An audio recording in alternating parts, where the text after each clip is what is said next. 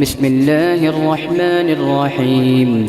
إن في خلق السماوات والأرض واختلاف الليل والنهار لآيات لأولي الألباب الذين يذكرون الله قياما وقعودا وعلى جنوبهم ويتفكرون في خلق السماوات والأرض ربنا ما خلقت هذا باطلا سبحانك فقنا عذاب النار ربنا إنك من تدخل النار فقد أخزيته وما للظالمين من أنصار ربنا إننا سمعنا مناديا ينادي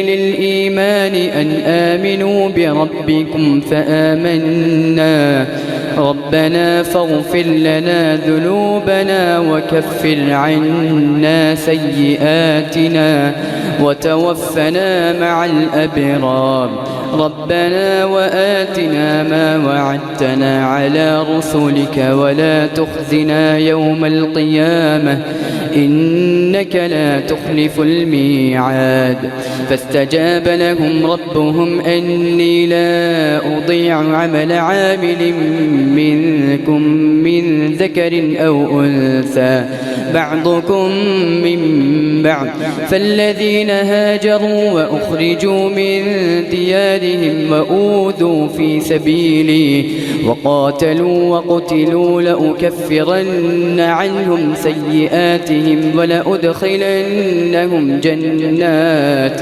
ولأدخلنهم جنات تجري من تحتها الأنهار ثوابا من عند الله والله عنده حسن الثواب جزاك الله خير। इदारा अल कुरानुल करीम इंस्टीट्यूट के तालिब इल्म हाफिज़ उमर तिलावत कलाम रब्बानी पेश फरमा रहे थे।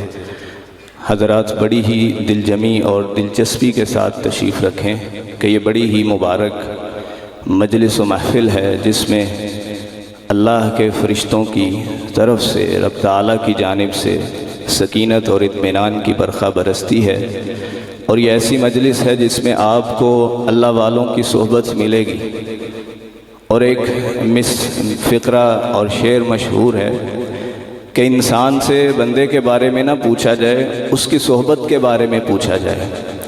ला तसअल अनिल मर्इ वसल अन क़रीनिही, बंदे से बंदे के बारे नहीं, उसकी सोहबत, उसके ताल्लुक़, उसका उठना बैठना किसके साथ है उस बारे में पूछा जाए। रसूल अकरम सल्लल्लाहु अलैहि वसल्लम फरमाते हैं ला तुसाहिब इल्ला मुमिना, तेरी उठक बैठक तेरी मजलिस वो मोमिन बंदे के साथ। ये अहले ईमान की मजलिस है, अल्लाह वालों की मजलिस है।